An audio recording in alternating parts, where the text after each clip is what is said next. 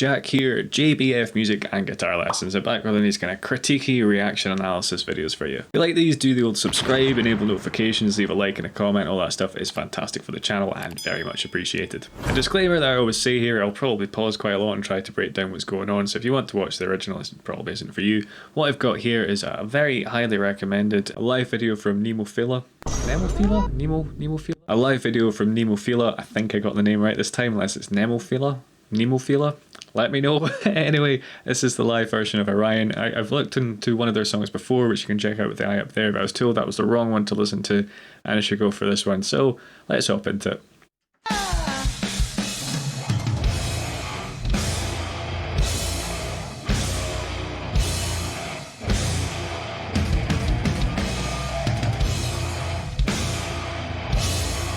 As a total side note, I haven't seen anyone crab in quite some time. It was quite big in my kind of local metal scene as a bit of a joke years ago. I mean, like 10 years back now. But nice to see just a super heavy intro there. That's the benefit of these 7-string guitars. You can really hit those low notes. Nice tight playing.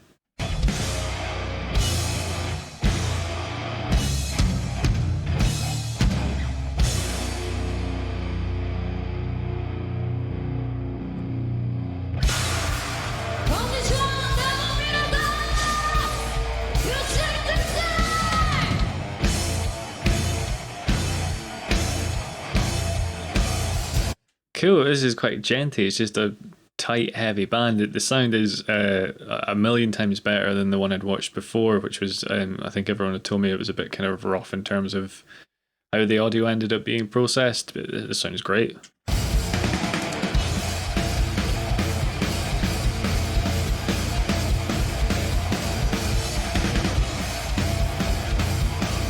So from the two songs, or one song in 59 seconds, less than that because there's a big intro at the start, that I've heard of them, there's a slight new metal influence as well, I think, rather than just being a straight kind of, you know, modern metal band.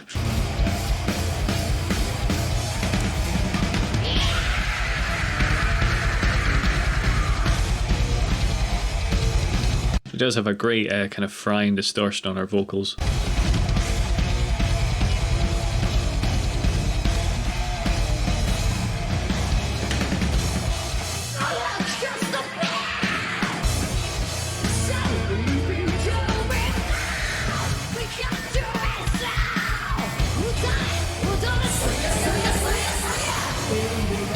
They had that in the last song as well that I found really effective, almost like a gang vocal rather than a backing vocal where they're just kind of doubling up what's going on.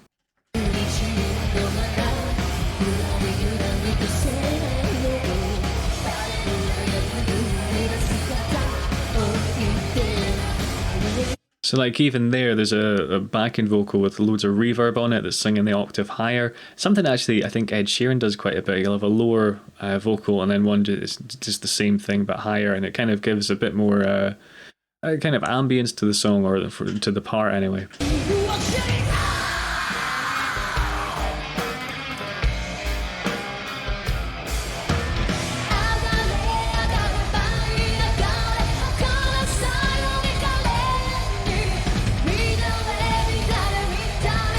Cool. This is that was cool. I thought it was a chorus, but I'm guessing this is the chorus. Now it's a nice twist like that when you got more than kind of one big hook in a song.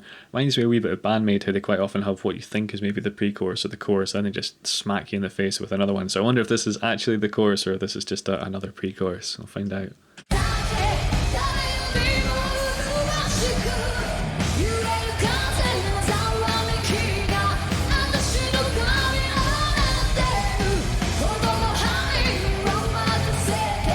So it might be my brain filling in here, but I feel like I can hear a harmony vocal a third below, so let me know if they play to a click track or if someone's singing here, but I can't see anyone at the mic.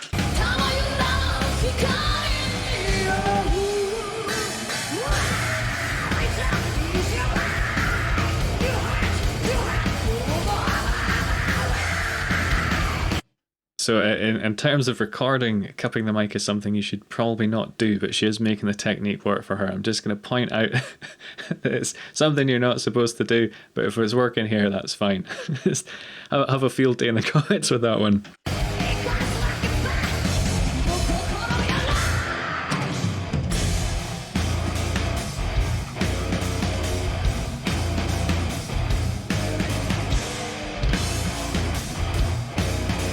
It's something you don't get quite enough of in metal and rock these days. It's a wee bit of choreographing. You know, something like Judas Priest, how they do the kind of boogie thing, or Iron Maiden, where they do the twin lead and they both got their feet on the monitor. Even Status Quo, where they're kind of like boogieing next to each other. It's just a bit of fun, really, isn't it? I've done well here.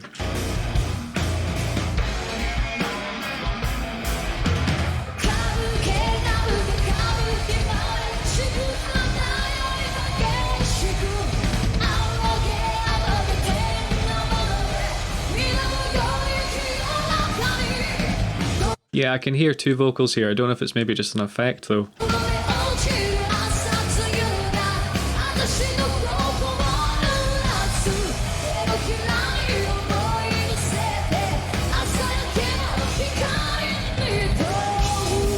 I have to say her vocal performance here sounded much more confident than the other video I checked out of theirs as well. She kind of warmed up as that one went on, I felt, but here she's kind of hitting it more guns blazing from the start. It's great to hear.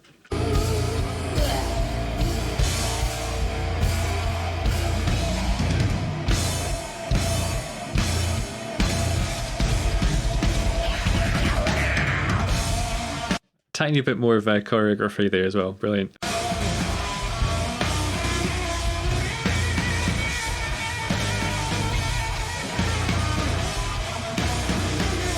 Cool. This is a killer groove. I'm loath to speak over it. I'm enjoying it there, but this is really typical of metal. You got for G dominant, which I covered before. You can get a lesson on that with the eye up there. It's a kind of exotic sounding scale. It just gives a really nice backing to solo over and do these kind of leads. I'm just going to pop this back a few seconds here.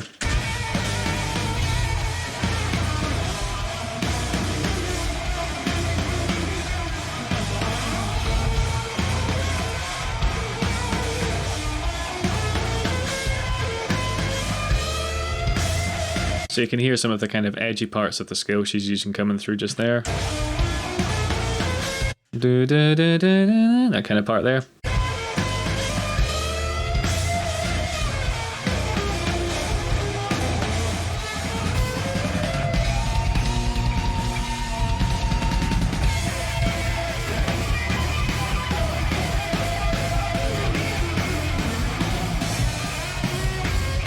It's a completely unexpected blast of twin lead harmony. Great though.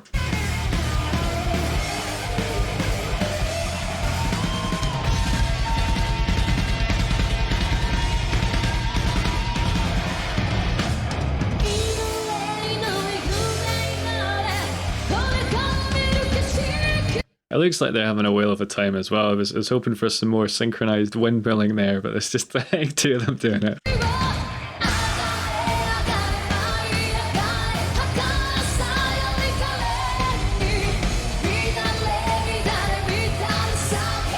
So some synchronized headbanging, what more can I ask for? It's a really cool mix they've got here of some much kind of heavier, kind of almost like thrashy modern metal combined with the kind of more groove stuff like that riff they had in the solo section, with these big kind of like pop metal choruses. Really, that's what this is. It's really catchy.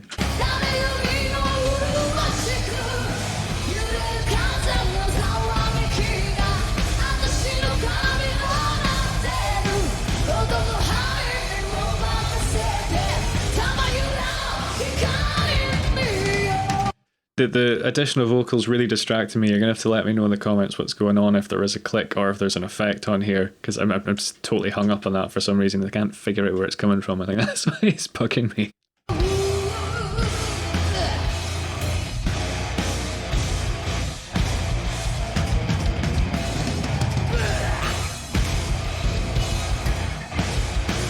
Okay, there's some cool stuff going on here. I would say what makes things like this heavier is the contrast. If you have a song where it's just heavy all the time, for me, it quickly loses that kind of impact a lot of the time, because they're just doing one speed go and that's kind of it. When something like this, when you've got kind of heavier bits, you've got slower bits, you've got poppier bits, it kind of makes the heavier bits even heavier because they're in contrast to this more melodic part.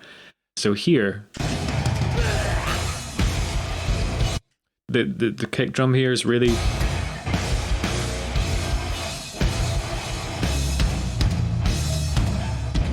I'm going to put that back a bit further because that was great.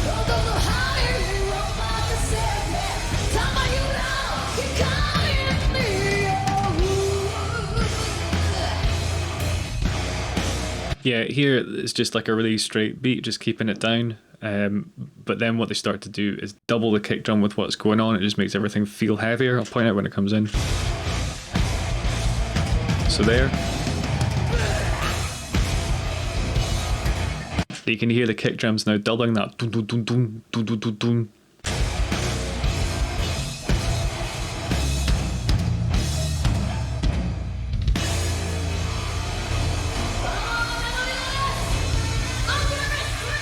Nice. The other thing that's making it heavy is they're kind of slurring the beat. They're playing like slightly behind it. So instead of it being like it's kind of like so in the same tempo, but playing slightly behind the beat, slightly dragging it, and it gives it this more kind of sludgy feeling. But when everyone's playing it together, instead of being too loose, it keeps it all nice and tight. Yeah, I don't have any 7-string guitars, so I'm not sure how much of that I will be able to break down. What I might do is look at the drum beat or something like that instead. Alright, I'm going to break down some of the drum stuff here. So first off, we're just going to have a quick listen to the drums being used. I've tried to match them to the kit she has, the sound within reason, but just so you know, this is what a bass or kick drum sounds like. Then here we've got the snare drum, so that sounds a bit like this.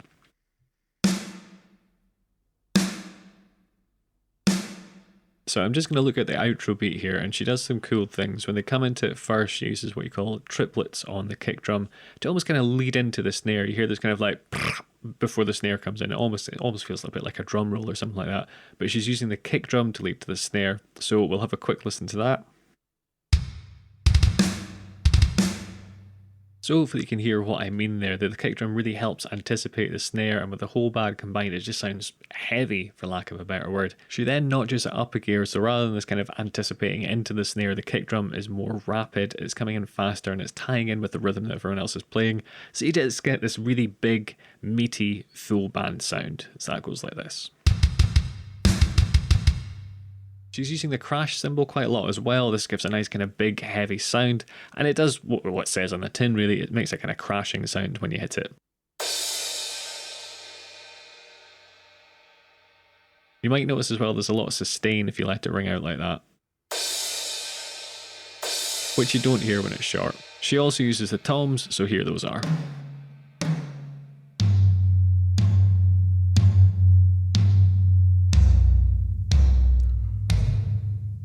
Okay, this is the outro beat full speed and then slowed down.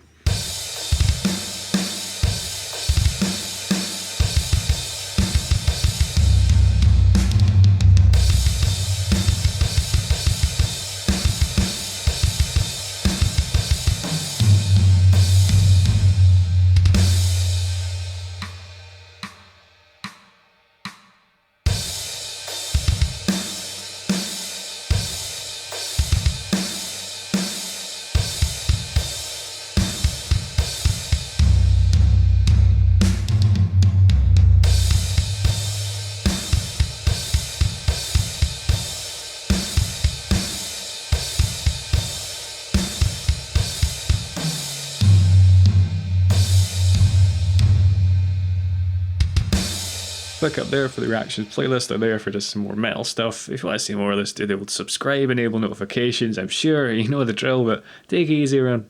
Have a good one.